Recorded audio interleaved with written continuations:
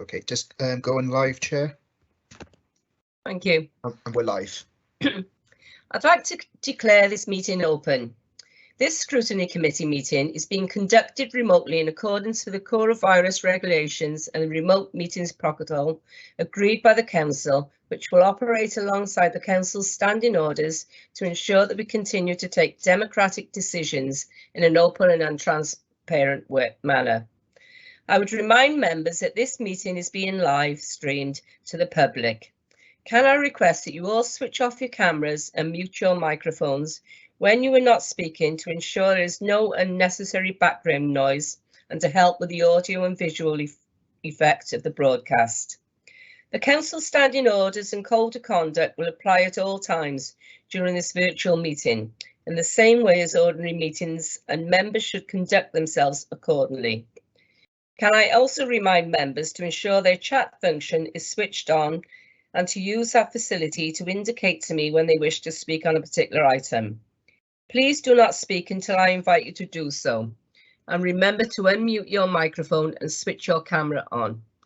For the benefit of everyone watching on the live stream, when I invite members to cast their votes on any particular item, they will do so electronically using the voting facility in the chat function. The votes will be automatically counted and recorded on the system. But individual votes are not identified on the screen, and the chat room poll is not available on the live stream for public viewing. However, I will announce the numbers of votes cast for and against and any abstentions before I declare the results. As well as being broadcast live, a recorded version of this remote meeting will be uploaded onto the Council website for public viewing as soon as possible after the meeting. Welsh translation of the proceedings can be provided upon request. The images and sound recordings may also be used for training purposes within the Council. I'd like to take us to the agenda now. Can I ask for apologies first? Apologies for the day, Chair. Our councillors Graham Berry, Mark Whitcutt and Martin Kellaway. Thank you, that is noted. I'd like to have declarations of interest on any items. I assume none have been raised. And I take you to the next item, which is minutes of the last meeting.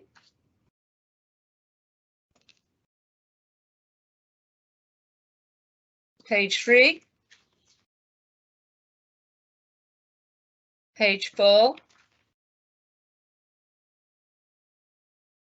Page 5. Page 6.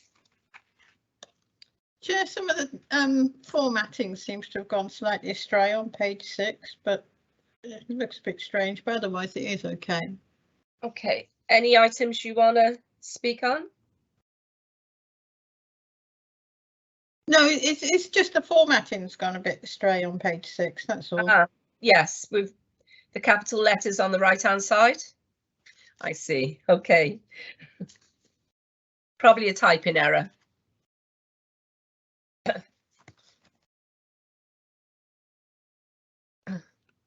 Would anybody like to second these minutes as a true?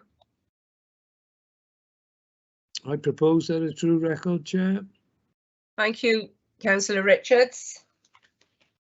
I'll second. Thank you, Councillor Falsey. I'd like to take you now to the first item on the agenda, which is the economic recovery strategy. And I invite our leader, Councillor Jane Mudd, Tracy Brooks and Matt Trebek. If anyone would like to speak first. Thank you very much for inviting us today, Chair. It's such a pleasure to be here with colleagues once again, and really positive to be here and be going through this latest update to Scrutiny, which I'm sure you're all very keen to hear. I'll just provide an overview, Chair, and then I'm sure that both Tracy and Matt would like to expand on some of the key points that we see here. So this is an update on our economic growth strategy, and as colleagues will recall, we did quite a lot of work around aligning the objectives of our economic growth strategy to recovery. So we were very clear that what we needed to do was ensure that we were focused on how we could best support the economy going forwards. And of course, all of this is aligned to the Wellbeing of Future Generations legislation and also the socio-economic duty. And you'll know that we've been very keen to develop the Newport offer going forward post-COVID, even though there have been setbacks, certainly with the most recent variant of the virus that moved some of our economy to partial closure once again. So as we're the overview, Chair, is that we have set some targets, some priorities in terms of what we will do as a local authority to support the economy going forward, both in the short, medium and long term. And to date, and I'm sure that Matt would like to expand on this, we've been able to distribute significant sums of money in grants to businesses to support businesses across the city, but also implement our own grant scheme as well for startup businesses. And we've delivered significant sums in terms of business rates relief and business grants. And I'm sure that colleagues will be aware that there's further information on what we intend to do around business rates relief for our full council tomorrow. So there's been a huge effort across a number of service areas to actually drive this forward and work on this. And of course, when we're talking about economic regeneration, we must include the work that we've done as part of our community regeneration teams, delivering the Communities for Work programmes here in Newport. Something I know that members are always keen to talk about is what we do around empty property, and the report does highlight, Chair, that the establishment of the empty property group, which doesn't just look at this is not about domestic properties, it is about empty properties, key vacant properties that have stood vacant for some time. Obviously, moving forward, we're keen to focus on inward investment and really exploiting all of the opportunities that we can actually achieve around this. And we do this not just on our own as a local authority, but also in partnership with our partners and through the Cardiff Capital Region and through Western Gateway. And we're moving forwards very strongly with the skills agenda, which is something that we follow up through the One Newport PSB as well. Now, the report lists a number of actions, Chair, especially of the interventions that we've been able to make with the Access to Transforming Towns funding. And I'm sure members will have been delighted to visit Newport Market last week and have a sneak peek at what the market will look like when it launches later next month.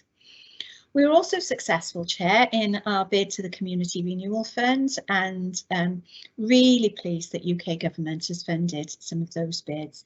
Of course, this work is underpinned by the work of the Right Skills Board as well, and I think it's really important to highlight the successes with our Youth Academy too. Of course, longer term, we do need to focus on how we renew and focus on building economic resilience for the future. And one aspect of this, something that will really help us with this, is the review of our local development plan. And I'm sure that Tracy would like to speak further on that.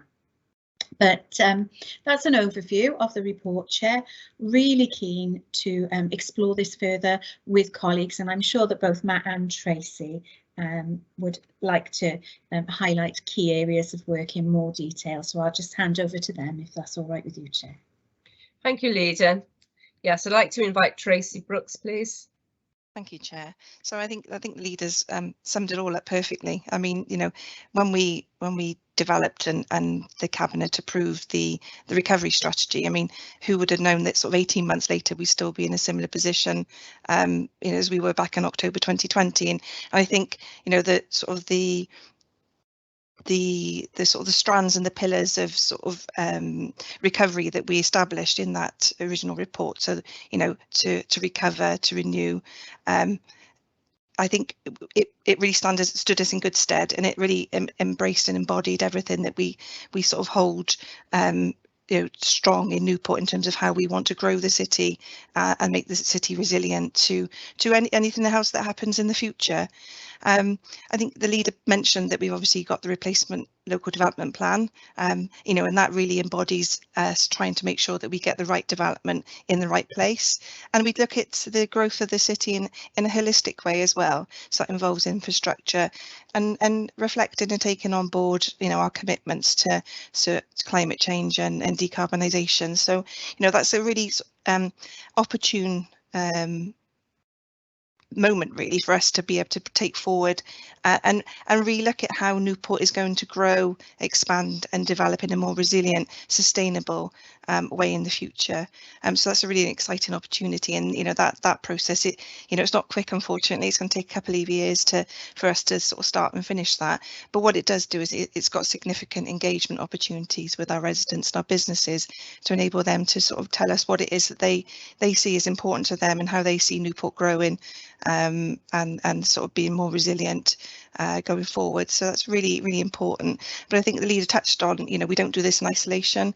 We've got a number of partners that we work with, not least in terms of, our, some of the on the ground partnerships that we've got with some of the universities and Newport Bid, for example. We've got the regional partnerships as well, and we're continually looking at ways that we can use those partnerships to position Newport into a place where we can grow and take advantage of all opportunities that come our way. Who knows what's around the corner, but I generally think that Newport is in a good position, in a stronger position because of the recovery strategy that we adopted back in October 2020. Thank you, Chair. Thank you, Tracy. I'd like to invite Matthew Trelbeck to speak. Thank you, Chair. Just to pick on some of the points that the leader and Tracy have made, just to give some evidence really in terms of what's going on the ground with businesses. The leader mentioned our City of Newport business grant. I think that's the key sort of evidence I'd like to present today. We've had many hundreds of applications from businesses who are looking to start, from new businesses who want to start, create jobs, put new products out on the market. So hundreds of applications for that fund, and I'm pleased to say we've awarded our first 50 businesses funding for them to be able to take that step and assist with recovery across a range of sectors, everything from tech companies. We're assisting with law firms in making their transactions around document sharing and things like that, to hairdressers and people more on the foundational economy. So that recovery is starting to gather momentum on the ground is really the point that I'd like to present for the discussion. Thank you, Matthew. Would any members like to ask questions on this business plan? Could I, well, a comment really, Chair. I think that the enthusiasm is there from an officer's point of view, and I think it's actually happening in Newport. Businesses revitalising and re-establishing. I mean, I've been a bit selfish. I drove around the Liswerry ward the other day and had a good look around, and there's an estate called Langland Bay, and further on down Corporation Road in Langland Bay, I don't think there's a unit available. Every unit is occupied, which means employment, small business. The only unit in Langland Bay that wasn't occupied had a Handyland sign on it. And most of you know that Handyland open and shut like the weather. So, but it's there, the signs are there. Businesses seems to be thriving, new businesses opening, and we've got to get a grip on that, and we've got to keep that going. And I'm sure the people who've just spoken to us will make sure that that happens. Thank you, Councillor Richards. Can I invite Yvonne Falsey to speak, please?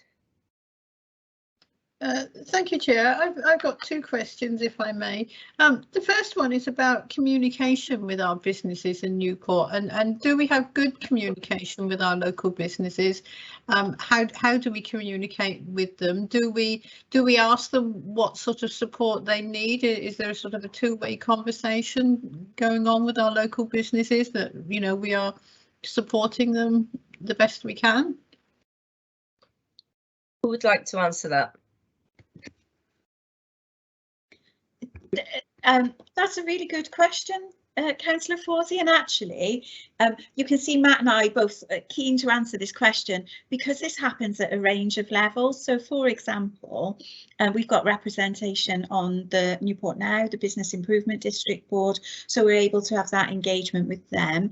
But there's also a number of groups that meet quite frequently, and the business support team all have a newsletter that they circulate as well. So there's a lot of two-way engagement. I'm sorry, Matt, I jumped in there. Matt, please. I was going to mention the City of Newport newsletter, the leader reference councillor. So that is, as a consequence of the pandemic, almost our sort of penetration and our reach with Newport businesses who've been placed in sort of really desperate circumstances. You can imagine, particularly in the early stages of the pandemic, has grown phenomenally. That City of Newport newsletter is now read regularly, or we can look at people reading down to the level of article they're reading within the newsletter by 7,000 businesses. Now there's only 5,000 businesses in Newport, so we're confident the penetration and the reach of that communication is really strong. And on top of the various groups that we attend, we also launched the City of Newport website, which is got a lot of traction with businesses, because it's slightly removed from the council's website, and it's kind of a dedicated space that people can go to for information around funding and sites and premises and all that kind of stuff is relevant to businesses. So again, yeah, also as a consequence of the pandemic, our relationship with businesses is really strengthened in the period. Chair, could I also just add that we also engage with our freelancers as well and ask them how we could help them. So that was done back last year, and we got some really interesting information and insight into some of the challenges that they face and some of the ways that we can perhaps help and sort of expand and develop some of the creative sort of side of things that we've got in Newport. So we do engage with them, and there's lots of other business clubs as well, which we are part of. So I think we've got a really good understanding of what our businesses need, and we're always open to suggestion and engagement with them. Thank you, Tracy. Thank you. That was really interesting, and I'm really pleased to hear that we are communicating well with our local businesses. The other question I wanted to ask is around fraud, and of course we see it in London, huge amounts of fraudulent COVID claims from businesses that don't exist. I can't remember the number of millions that have been written off. But as we've been giving out COVID business grants, have we experienced any fraudulent claims, and have we dealt with that? Or do you think because we've got good relationships with our business that we are less vulnerable in that department? So Chair, if I can start there. I'll start first, Matt, and then you can take over, because I know your team has been the ones delivering it on the front line. But I mean, when people get offered money, there's always going to be opportunity for people to try and take advantage. But certainly the way that Matt and the team have sort of processed and handled all the applications for grant assistance, has been really diligent. They've gone through and they've checked bank account details and made all those necessary checks to try and ensure that we're not opening ourselves up to issues of fraud, and we're trying to make it as sort of robust but as helpful as possible, because we've got to get that balance. These people were in significant need of our assistance. However, I'm confident that we did go through the necessary diligence to make sure that we weren't just handing money out to people that were trying to take advantage of the system. Matt? Yeah, absolutely. Just to add that we go to carry out those checks on 100% of the applications we receive. If we don't receive the necessary documentation required to be able to process applications, they don't move forward. So unless someone can provide a bank statement, for example, to prove that they were trading, and we can see transactions going through that account, we don't proceed with the grant award. So a lot of the fraud prevention happens in advance of the grant award. So you just can't proceed if we're not seeing a full picture of that business activity. So we're confident that we've got strong sort of processes in place to mitigate that risk with the grants. Thank you very much. Really. Sorry, just I was just going to add, sorry, that the other thing we got, again, as a consequence of COVID almost, is the network between myself and other officers in other local authorities and the Welsh Government and HMRC is really strong. And our processes have sort of got information sharing with other parties built in. So, for example, if a business is trading here and in Cardiff, we can have those conversations with officers just to check that they're not sort of making double applications, that kind of thing, just to ensure everybody's only getting paid once. So again, we got that extra level of sort of robust checks in place to prevent things like that happening. Thank you. That's really reassuring. Really pleased to hear that. Thank you both. I'd like to invite Councillor Noorami to speak. Yes, thank you, Chair, and thank you, Leader, for being in attendance with the officers. Thank you for being here to answer our queries. I think before sort of I like putting my questions, just a note to say that overall 2 years we've had 2 years of disruption, a serious disruption due to the pandemic, and I think we have shown resilience as a council and as a city, and I think we've got to acknowledge that when we are looking at this area, particularly this area of regeneration and economic growth and so on. It's such a key function of the council, isn't it? We need to ensure prosperity for our community, for our city, and for it to move forward and up the value chain, as I think the terminology is being used. So I think, there is absolutely no problem or issue with looking at how we supported our businesses, how we sort of passed on the money that we have to help them over this very hard period. I think all that, is something I would commend, and I think we have done. We made this a number of times over the years. But there are a couple of points I wanted to raise. The empty property group. That's another area which has improved quite a bit from where it was before the pandemic. And perhaps part of that is the pandemic, which is good. It gave it an impetus. So again, sort of overall, it's pleasing to see some progress in that area. People often think the council is responsible for everything.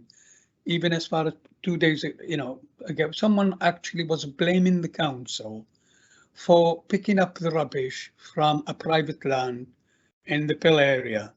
They said, why are they wasting taxpayers' money on this? They should, force a compulsory purchase order. They should do this, they should do that. And of course, if the council doesn't do that, then people will complain about fly tipping, don't they? So I think it's such an important area. I think people want to see property and empty properties being utilized and so on. I was interested in the reference there on page. Sorry, my it was the password. Just bear with me. Minute.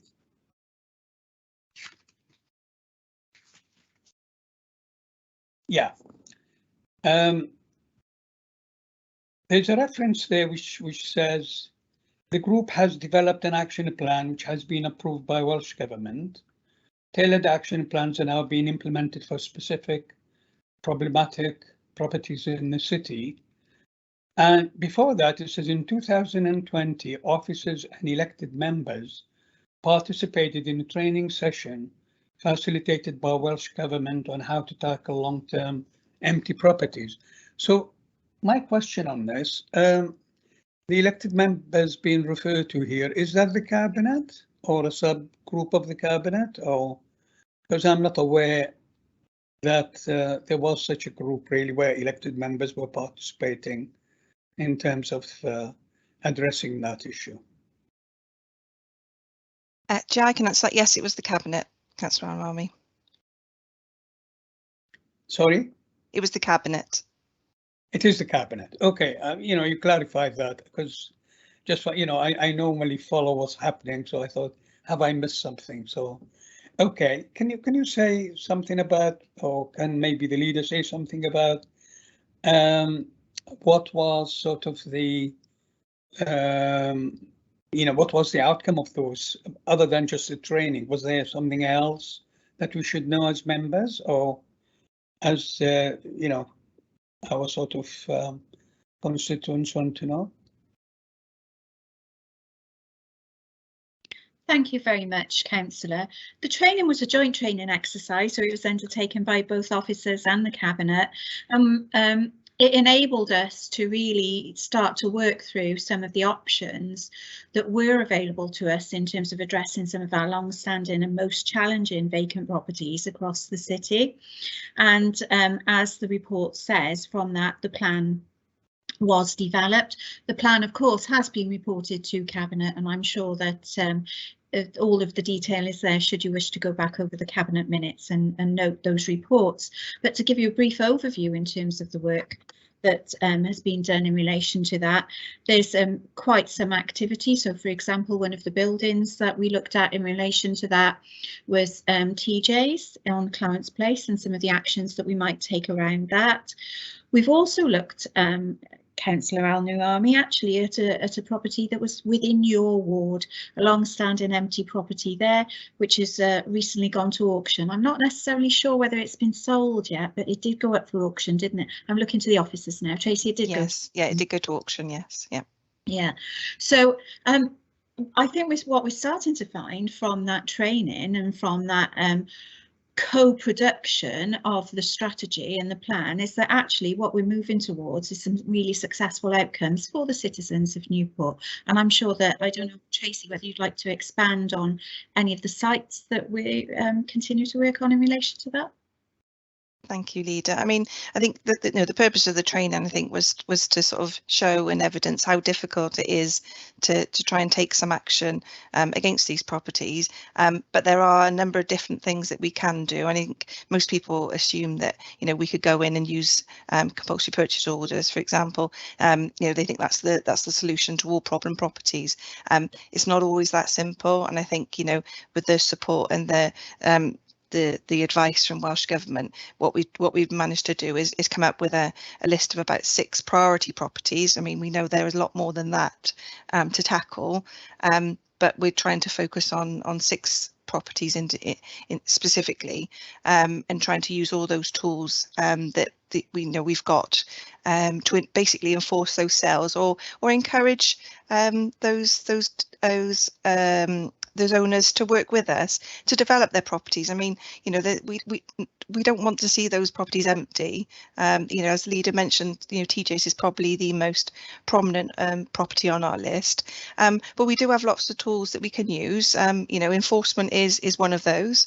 But we've also got access to grant funding through Welsh Government Transforming Towns, for example. And we're willing to work with these people to try and access some of that funding to bring these properties back into life, to get some use into them, to bring a new use to those buildings, and to bring them some income as well, because while they're laying empty and in a dilapidated state, then they're not giving them any income. They're not helping our sort of place and street scene. So it's not all about just enforcement. It is us trying to coax, coerce and encourage these people to invest and to take responsibility for their properties, because we don't own any of these properties that we've got on our list.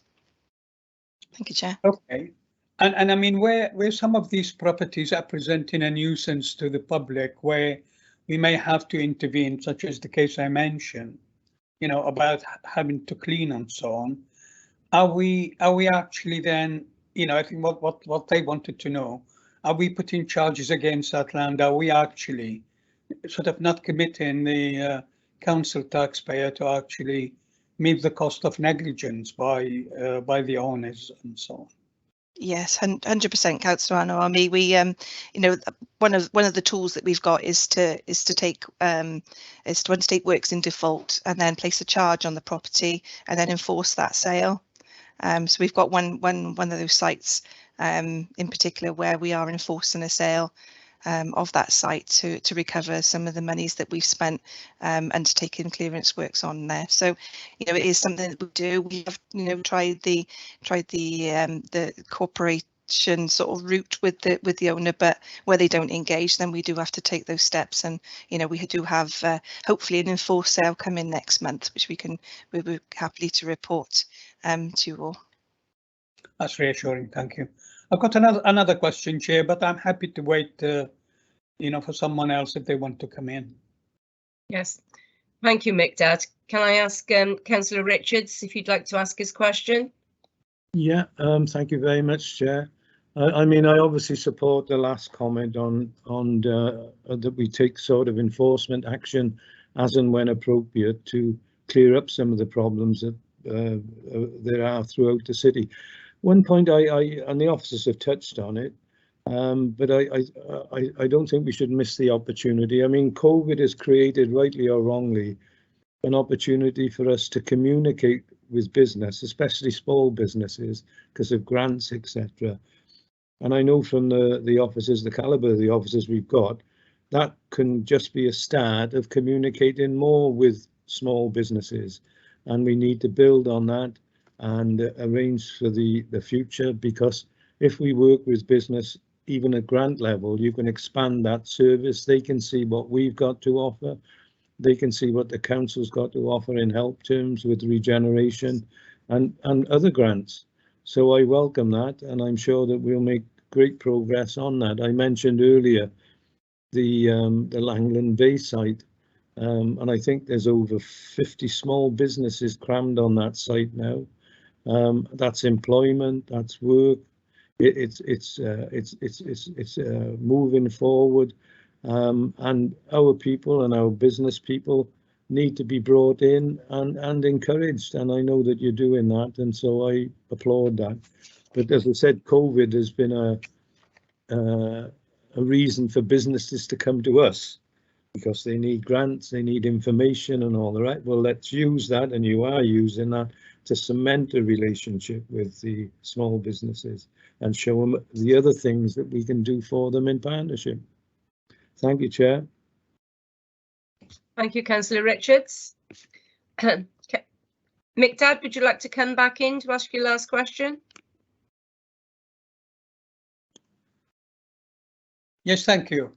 Yeah, I think the other item that caught my sort of attention here, which is again, I feel is a very important one in terms of future prosperity, and that is the securing inward investment. It's a very brief paragraph, which is why I'm really asking the question.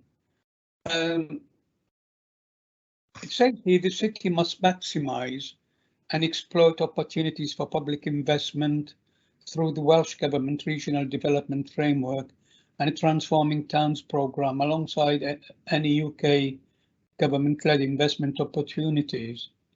And the question I wanted to ask, you know, it's obviously a very good, statement of intention, but how do we actually maximise and exploit? How do we do that? There's very little that I can find in the report that sort of show me how.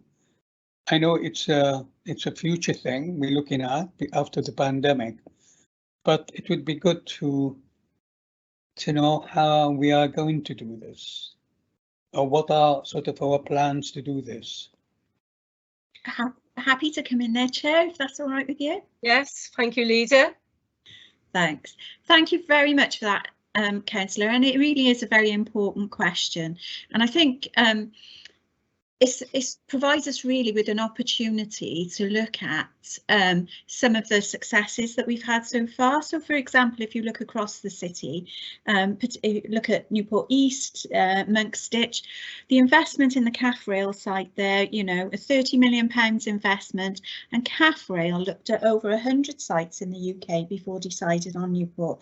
And that is something we should all be really proud of, isn't it? Likewise, the Welsh Government collaboration with Celtic Manor Group and the investment in the International Convention Centre, again here in Newport. But you're right, we mustn't rest on our laurels. We must move forward and try and push things forward.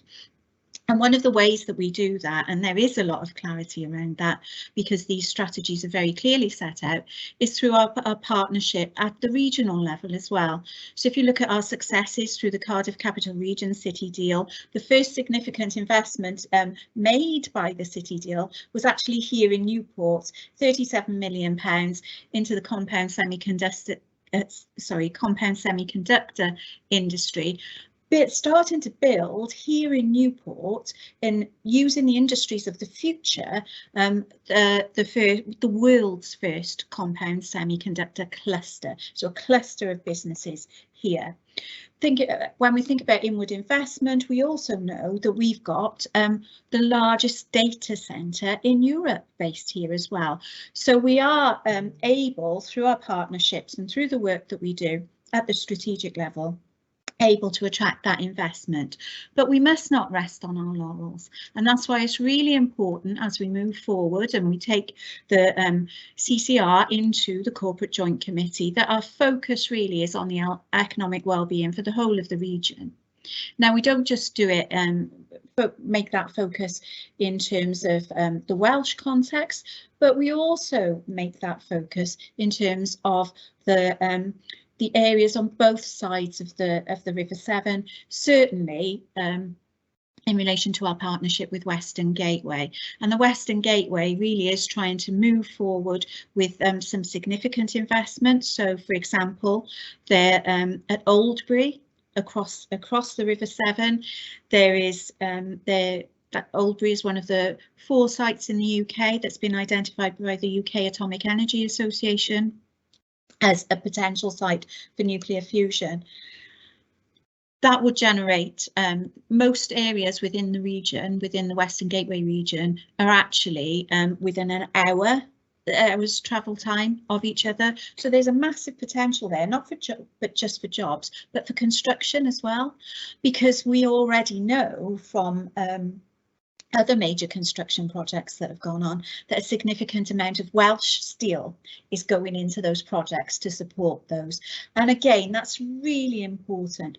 One of the other items currently under discussion as part of the Western Gateway partnership is how we actually capture the natural resource, the unique natural resource to the region, which is the tidal energy of the River Severn. And there's currently a lot of discussion ongoing around that. Now, that would be something that we wouldn't simply be looking for public sector investment in. We would be looking very clearly for international investment as well. We recognise the need to appeal to the international investor audience, and we've put together a programme. Actually, it's based around our submission to the Levelling Up Fund. So as you'll be aware, Councillor, we did make a submission to the UK government for the Levelling Up Fund, a £20 million submission that was rejected by the UK government, and they chose not to invest in that in Newport.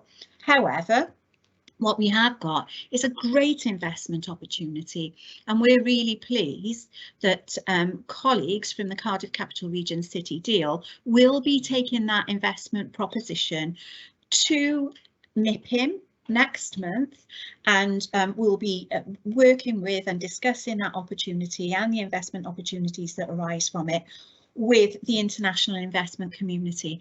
So just from some of those examples I've given you there, you can see that it is very much, certainly in terms of moving forward and that longer term investment, it's not just about what we do on our own, it's about what we do in partnership, whether that's at the regional level or on the based on our economic geography with our partners across the River Severn. But officers are working hard on this, and there are very clearly plans to actually do this and take this forward. I can assure you of that. Thank you. Thank you, Leader. Can I? Yeah, thank you, Leader. That was very, very useful to hear, and really good. You know, I like ambition is great, really, and I think it's a necessity because, you know, in terms of our sort of aspiration for the for the zero sort of carbon 2030. I think the sort of, generating energy from what we have, like the Severn barrage and that sort of thing, in that, or the lagoon or whatever, it would be a game changer without any doubt in terms of inward investment. So I wish you luck with that. But sort of on the more immediate level, and again, it's the pandemic that sort of forced that kind of thinking.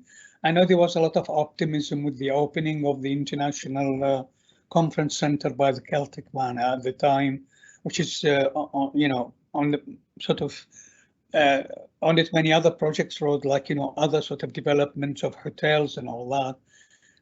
It would be interesting to know how that is going to advance from now on. Will we have the market for the big conferences and so on again, because that can also bring quite a lot of prosperity to the city. So I think that's important. I think the other one that makes me think about things, and I think it is because we are trying to move the College of FE to the city centre, which is a great idea really, to bring young people into the city centre. And that is the university really, because I think that has gone quite quiet, I feel. It's an impression. That university has quite a lot to offer, and I think it has sort of gone down quite over recent years. So I think they have a big part to play in terms of, providing the expertise, the business expertise, and again, in terms of the young people and the students that they will be bringing to the city centre and the city generally. So, and then it comes, to tourism. We're having a great deal to do with the transporter bridge, hopefully something to do with the ship. I mean, all these things can actually, make a big difference, other than the huge project which you're spoken about, which, we would really welcome seeing. So it would be good, maybe the next time we meet like this, that some thinking has gone along those ways. And I know it's not us totally in control here, but we have actually invested quite a bit of money in the city ourselves, and I think the market is a great thing to see. So hopefully we can see some progress along those lines. Thank you, Councillor. Chair, would it be possible just to add to that just a moment, please? Certainly, Lisa. Thank you. I really welcome those points, and actually I think it's really important that we do discuss some of those issues, but I really wanted to highlight, I'm so glad that you mentioned the colleague Gwent coming into the city centre, because that's really important, isn't it? And with our leisure and wellbeing centre, that represents £100 million of public sector investment coming into the city centre, which is fantastic. But I did want to comment on the university, if I may, because I think there's there's some perceptions around the university and its activity that actually that don't necessarily reflect what is going on with the university at the moment. So, for example, they are developing significant expertise in cybersecurity, and that's actually based here in Newport. That work is done here. But what I'd really like to highlight is, and certainly Councillor Al-Nuaimi, with your professional background, you'll really understand this point. This is what I'd like to highlight is the knowledge transfer work that the university does and how it supports entrepreneurship and startup businesses. And there's a real focus on this in Newport. And I think that possibly just because it's something that people don't see every day, it doesn't necessarily mean that it's not happening here, because actually it's really vibrant and we've got a really strong cluster of small businesses starting to build up here and actually attract significant contracts, and we're really keen to support the university in doing that. But by bringing all of that knowledge together in the heart of our city centre will help us to really build that economic resilience that you talk about for the future. So thank you, Chair, for indulging me with that point. Thank you. Thank you, Leader. Can I remind members to turn their cameras off, please, when they're not speaking? Thank you. I'd like to move back to the agenda now and move on to the carbon management plan. Invite Tracy Brooks, Councillor Jason Hughes and Ross Cudlett. Who would like to speak first? Shall I just give a quick overview there, Tracy? Yes, please, Cabinet Member. Yep, Ross will be with us now. Thank you. That's okay. So it's a quick overview before I pass on to officers. Chair. So this is a progress report in relation to our carbon management plan, and as we move forward to the ultimate target, as it said in the report, of being net zero as a council by 2030. I'd like to acknowledge, while this is the committee's first consideration of the council's carbon management plan, the actual work has been ongoing and remains very challenging for every council, let alone ours. And it's a reflection for me of the really strong work and the high standard of work that's being done, that we can present what is essentially a positive report today, where Newport is ahead of its targets and being recognised for its strong work as an authority in our approach to climate change and carbon reduction. We're not complacent, and we're well aware that a 14.5% improvement year on year in a world that's struggling with the magnitude of the task and the challenges that we're facing in increasing energy sort of demand and what is an increasing energy crisis, to be honest, that the journey won't be an easy one for us. But at this point in time, I think we can be very proud of our officers and our council's achievements in giving us a strong foundation as we move forward towards 2030. I'm sure now that we've got Ross on board, hi Ross, that our officers can now elaborate further on where we are and in a bit more detail. And of course, we'll welcome your questions and your recommendations today. Many thanks, Chair.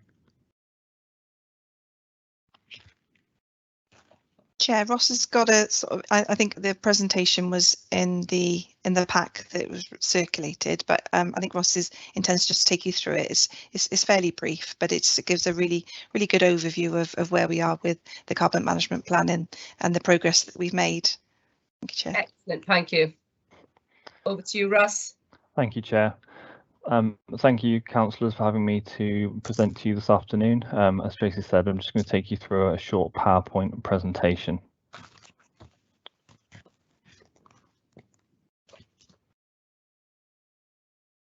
Okay. You're able to see the slides? Yes, thank you. Thank you. So, just to say that the Council's Organisational Carbon Management Plan, which is the subject of the report today, monitors and targets the reduction in emissions from electricity, gas and transport.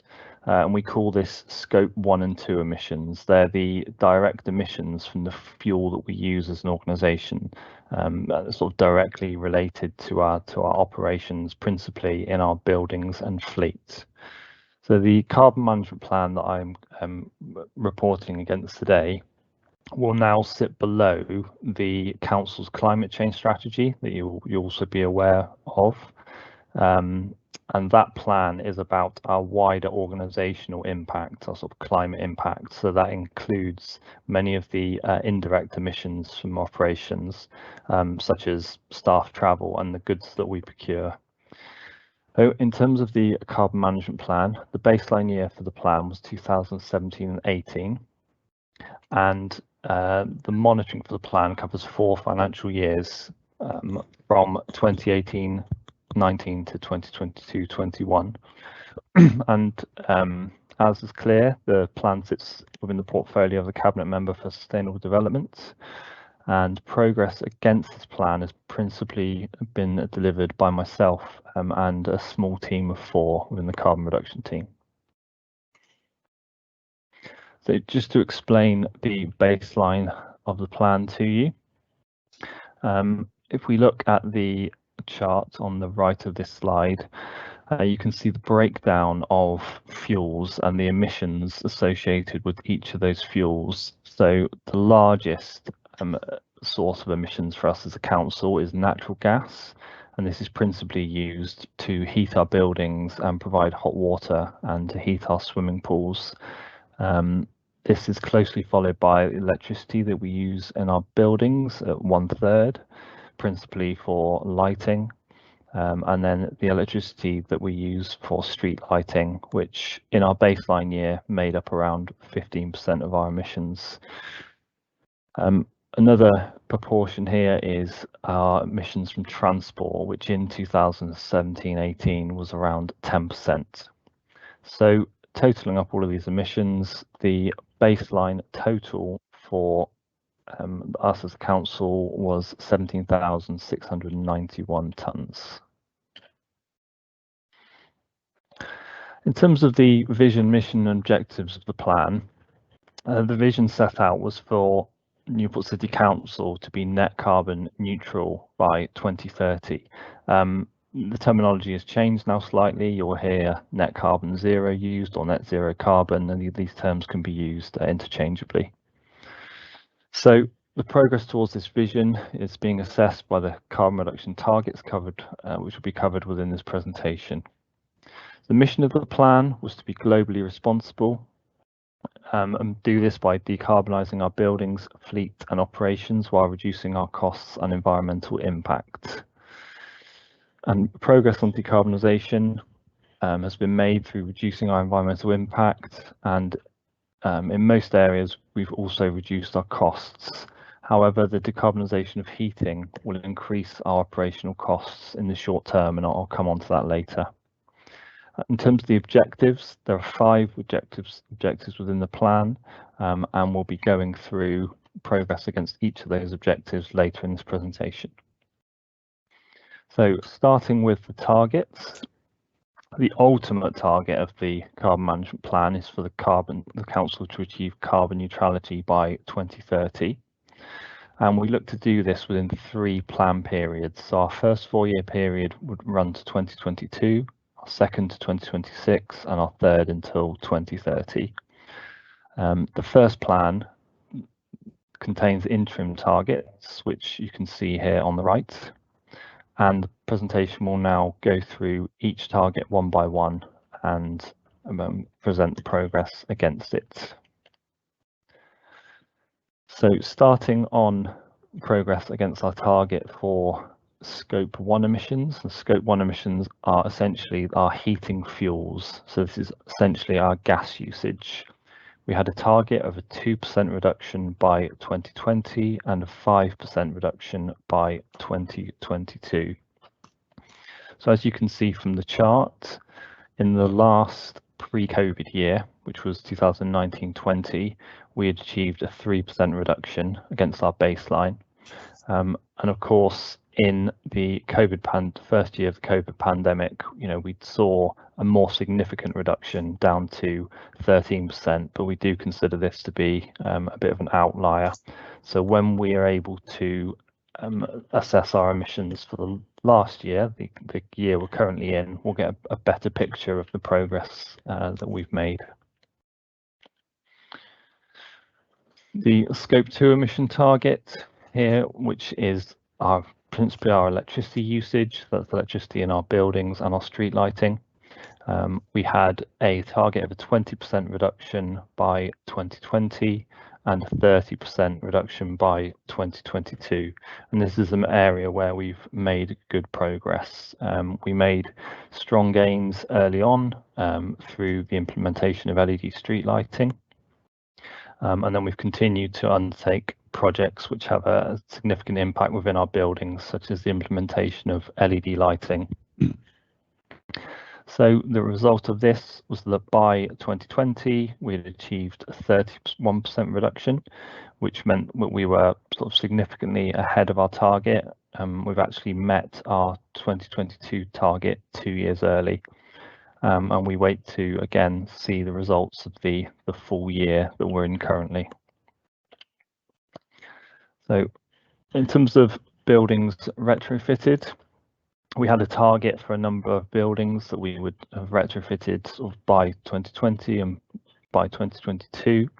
And And it's worth saying that the council's main mechanism for delivering building retrofits would be the Refit Energy Efficiency Framework. This is where the council partners with a partner who is an expert in delivering these schemes and delivers a high volume of complete building retrofits. It's worth saying that due to other priorities earlier within this plan period, we are just in the process of starting our refit programme now, and these priorities were chosen, or they were prioritised, because they gave greater carbon savings for lower cost. So the priorities went ahead of the refit programme were the installation of 100% LED street lighting and the rollout of community solar PV, where we delivered solar PV across around 26 of our sites. In terms of the next 4-year plan period, there'll be more granular targets around retrofit buildings, including the number of buildings with full LED lighting, maximised solar PV, as well as number of heat pumps installed.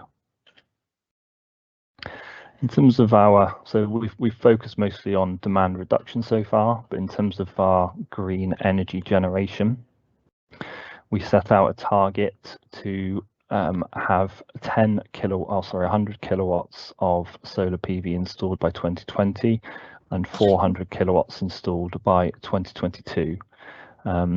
Due to the community solar scheme that we delivered, you can see how much of a successful year we had in 2019-20, where we installed over 2,200 kilowatts of PV in one year.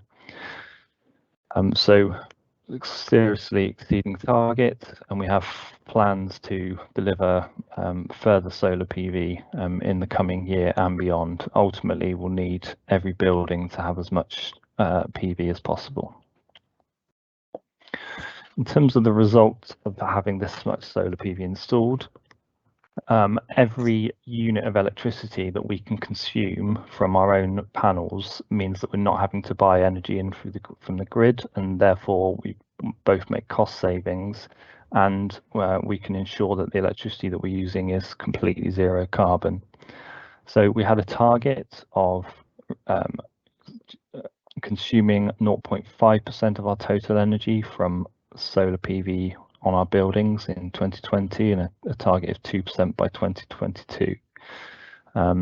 As of 2020, the amount we had achieved was 7% of our total. So we can see again that we've exceeded our target here, and we wait to see the full year results for 2022. Moving on to the last area, which relates to our fleet emissions. We're emitting nearly 1,800 tonnes of CO2 from the petrol and diesel that we used in our vehicles back in 2017-18. And we'd managed to achieve a 7% reduction in this by 2020. And the principal way that reductions have been made in this area is through the implementation of electric vehicles into the fleet. We are over 25% of our vehicles are electric now, and there have been some significant gains for larger vehicles, such as the use of electric refuse vehicles. So we fully expect to meet our 2022 target of a 10% reduction versus our baseline year. So bringing all of those reductions together across all of those individual targets, this chart is showing us our total emissions. So the blue line is the targets we had in place for total emission reduction. So we had a 10% target for 2020 and a 20% target for 2022. And you can see here that we've been sort of achieving or outperforming the target from the sort of first year after the baseline was set. And we had achieved a reduction of 16% in the last pre-COVID year, which was 2019-20. So again, we wait to see the full year results for 2022, but we fully predict that we'll have exceeded our target of a 20% reduction. Okay, moving away from the targets now and looking at some of the 5 objectives that were within the plan. The first was to reduce total carbon emissions in the shortest possible time frame, and as I've just showed you, we are ahead of that objective.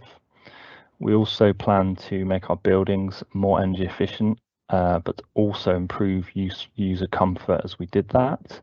And over the past years, we have done a reasonable amount of draft proofing in our buildings, as well as installing new lighting, such as LED lighting, to improve comforts. And this model needs to be recreated across the entire estate before 2030. We also committed to reduce our total energy demand and dependence on imported energy through the use of on-site renewable energy generation. And as of 2020, 7% of the electricity that we used was from renewable energy on our own roofs. The next objective was to reduce our business travel, our fuel consumption, and transition our fleet to electric or alternatively fueled vehicles. And there's been a huge amount of progress within this area through the purchase of electric vehicles that have been implemented into the fleet, as well as the council's use of video conferencing. And the final objective was that where opportunities arise, we would engage and support external organisations working to reduce carbon emissions in the city of Newport. And through our work, or an example of this, such as with our work in the community solar project, where we've supported diocese schools to also benefit from the scheme, and we've also engaged with other public sector organisations across the city on a number of carbon reduction initiatives. So looking forward to the next plan period and beyond, the next iteration of the plan will cover the period from 2022 to 26. And this will be published in autumn of, excuse me, there's a typo there. This will be published in autumn of 2022, so later this year. So the plan will fully align with our organisational climate strategy, and we're looking to have an expanded scope to cover things such as standards for new buildings and have an energy policy for use within our current buildings. The targets within that plan will be set once we had the opportunity to complete our data collection for this financial year. We'll then undertake a lot of analysis on that data and look at what the sort of required targets are for the next 4 years.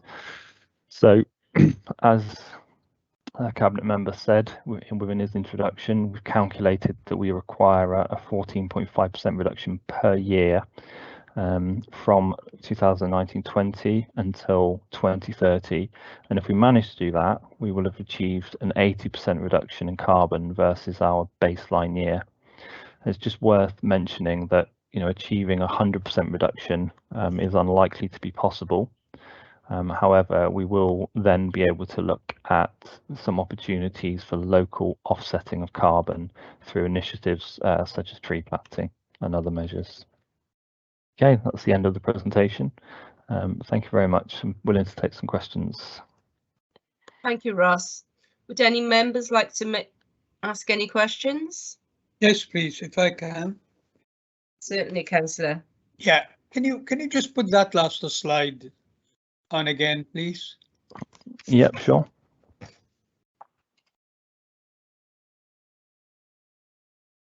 Yeah, thank you. Yeah, I think your last line answered my question in a way. I had a question as what we mean exactly by carbon neutral in 2030. So I think the inference I get from that is that really we are trying to reduce our carbon emission rather than sort of relying on offsetting to achieve that. And what you are saying is that really to achieve the 100%, we need to look at some offsetting. So can I sort of just then ask, you said you've calculated we require 14.5% reduction per year for almost 10 years, isn't it? More than 10 years, 7 years. Now, is it that simple? Is it that linear? Because I can imagine you can reduce quite a bit at the beginning, because you you tackle obvious things, you know, like street lighting and lighting up buildings, reducing business travel and so on. But, you know, once you've done that, you won't be able to do it again in future years. So how difficult it is, because I mean, I can see that the graph will start to slow down after, say, 5 years or whatever. Can you comment on you know, how linear that can be, because it seems difficult. So the reason it's not a linear reduction, so it's not a straight line from where we are now to 2030. It is a percentage reduction on the previous year, so it's actually a curve. So you're right, the amount of reduction you're able to achieve each year compared to the last year sort of may slow down sort of beyond the next 5 years.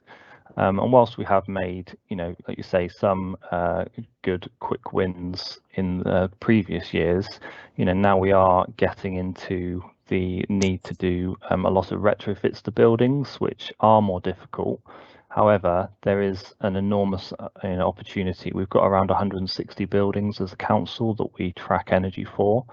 You know, and every single one of those buildings will need to have LED lighting installed. It will need to have solar PV on the roof. We'll need to look at replacing the gas boilers with heat pumps where possible. And so what we're doing is tackling the buildings with the greatest consumption first where possible.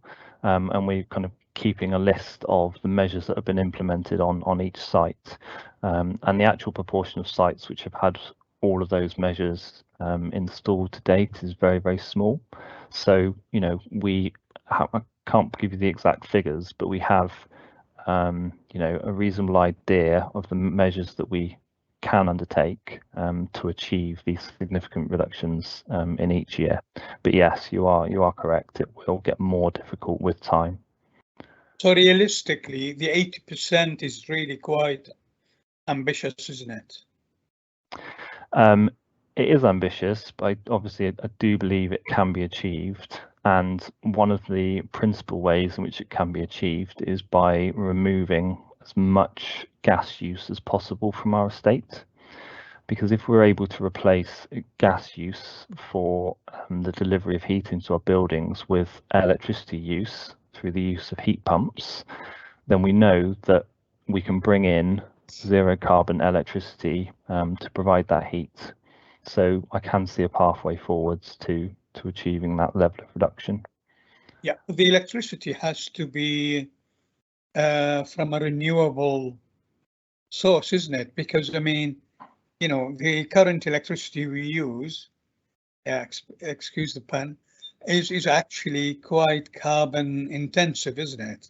Because it is generated by gas itself, isn't it? Yes, that's correct. So about 40% of the electricity that not that we consume, and I'll explain in a second, but 40% of the electricity generated in the UK in any given year comes from gas, which obviously has carbon emissions associated with it. As a council, we do procure only renewable energy. We've been doing that for a while now. So all of the electricity that we buy comes from solar, wind or hydropower. But due to the way that the reporting works, we still have to report a grid average carbon factor. So to reflect that mix of what's being generated within the UK. You know, and for these reasons, it is so important that we do as much as we can to reduce our own emissions, so to reduce our own consumption. And then once we've done that, look to maximise the amount of energy that we generate on our own sites. To reduce that amount of energy that's coming into the grid. You know, in some cases, we may even be exporting to the grid over a 12-month period and actually helping to decarbonise the electricity network, both within Newport and more widely. Chair, I've got another question on street lighting, but I'll come after if someone else wants to come in. Okay. Thank you, Mick. I've got a question. Thank you, Ross. You mentioned you're going to replace gas boilers with the heat pumps. I seen a programme on heat pumps. In this, they had like a demonstration in this house, and apparently there was pipes coming everywhere and a big box outside. I can't imagine people swapping their gas boiler for this sort of, you know, upheaval with all these pipes and whatever. Can you explain more? So, you know, it's obviously up for individuals within domestic properties to, you know, decide the best way to heat them. But within our estate as a council, you know, we do often have the space to accommodate the installation of heat pumps. You know, they can go onto the roof of buildings, or they can be put within small compounds within the grounds of our existing sites. And we'll, you know, look to do that as much as possible. And it can be quite a compact installation.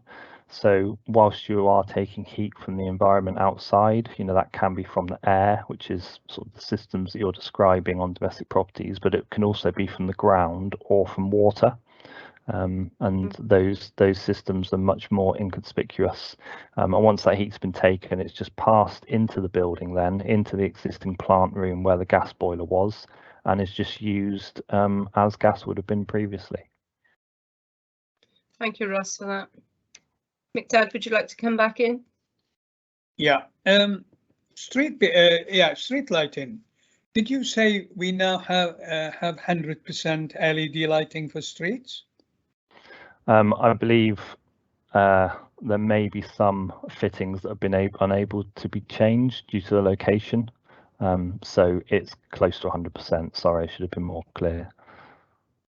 Okay, in that case, I mean, LED lighting is obviously, you know, it really saves a lot of electricity compared to the previous sort of non-LED lighting. Can you tell me why they still sort of switch off columns in between? Because they used to do that to save the electricity bill. They did that, you know, at the start of austerity. So, you know, certain time comes, maybe 12 o'clock at night or something, they start switching off sort of every alternate sort of light column to save electricity. They don't have to do that with LED lighting, do they? I think it's an operational question you'd have to ask colleagues within city services. All that I did was to look at the existing operation of each column and then look at the energy saving from switching to LED for that column, and just assume that the operation remained the same. Yeah, but I mean, you what would be the cost of for lighting a column? It varies per column. I couldn't tell you. Okay, perhaps we'll have an answer from someone. Thank you. Thank you, Councillor. Councillor Richards, would you like to ask any questions? It's just an observation, really. I mean, McDad's, as usual, asked the pertinent point, raised the pertinent point. I mean, it's nice to see that we've got such a person as Ross Cudlip in place, carbon reduction manager, on this very important subject. We've got someone to go to, we've got a contact, we've got advice readily available, and I think that's a positive. And well done to you, and well done to whoever decided on your appointment. Thank you. Thank you, Councillor Richards. I have one more question, thank you. I'm not sure who it's going to go to. It's about the solar panels. Would there be any funding coming up in recent times for people to apply for solar panels? Because I believe there was in the past, wasn't there? A few years ago. Yeah, so I can take that question, Chair. So for domestic dwellings, there used to be, and commercial properties, there used to be a project called the Feeding Tariff, where there was a rate received for every unit of electricity that the panels generated. Our community solar scheme was able to benefit from that, but it actually ended for everybody else about 3 years ago now. So the only scheme that remains in place is the ability for owners of panels to sell their electricity back to their energy supplier. And it's just like the purchase of energy. You can shop around to find the supplier that will pay the most money sort of for that energy. But you know, by and large, the most cost-effective thing to do is to consume that energy on your own site or house. Thank you, Ross. Any other questions by any more members?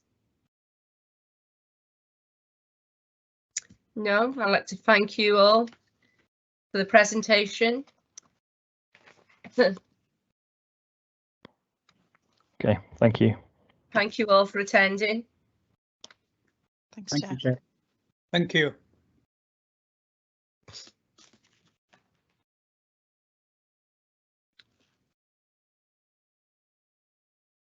Neil, would you like to come in? Thank you very much. Yep, committee members, now it's time for us just to make a conclusion of the committee reports that we've been discussing today.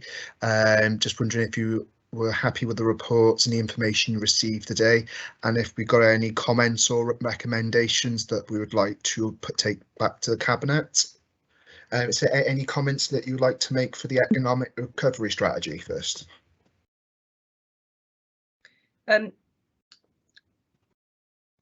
Councillor Yvonne Falsey raised the communication, didn't she, on just reading my notes. I'm going to send Councillor Forsey an email to see if she wants to include any comments or recommendations. Some of the things I noted was the empty property group, which has improved before the pandemic. Is pleasing to see progress in our area.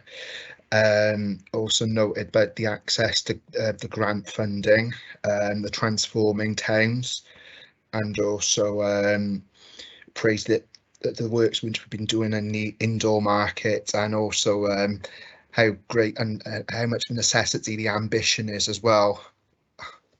But if there's any further comments or recommendations that we'd like to make for this item, I can note it down. I'd like to thank him for the presentation of the carbon management plan. It's really precise and well delivered by Ross. Yeah. On the economic recovery strategy, the leader highlighted the market, and most of us went to visit the market last week, and it's an excellent transformation to it. I really enjoyed the walk around there. And the leader also mentioned the Youth Academy, the achievements of that. I was going to say for the next meeting, well, it won't be until after May now. Could we have a list of their achievements, if that would be possible? A list of achievements from the Youth Academy, Chair? Yes, on young people moving forward, whether they go into employment or whether they go into higher education or... Yeah, of course, we can request that information, and as soon as that's received, I can send it out to the committee. Excellent. Could I raise a point, Chair? Yes, certainly. I mean, we touched on it in our preamble. I mean, there's a fair few scrutiny committees, and I'm on a few, but the regional scrutiny setup was touched on. Right. Could we be kept aware locally of what that entails and how it's progressing and how we work with it, how we marry in with it, etc., etc.? Yeah, sure. Councillor Richards, I've got information. I can send you the minutes and reports from our previous couple of partnerships committee meetings, because that's where it's been discussed lately. But I can certainly, with our next partnerships meetings as well, we can continue to filter down information to this committee as well. But I'll send the committee links to the last couple of meetings where we've been discussing the regional scrutiny. Yeah, because we need to work in conjunction with them, don't we? And we need to work in tandem with them, wherever. And unless we're getting informed or we understand the process, we won't be able to do that, will we? Yeah, I can certainly send you some information about that, councillor, in the committee. Thank you. Thank you, Chair. Thank you all. Anything else, Neil? Yep, I'll close down the meeting now, Chair. Thank you very much, everyone. Thank you all for attending and for your inputs. Yeah.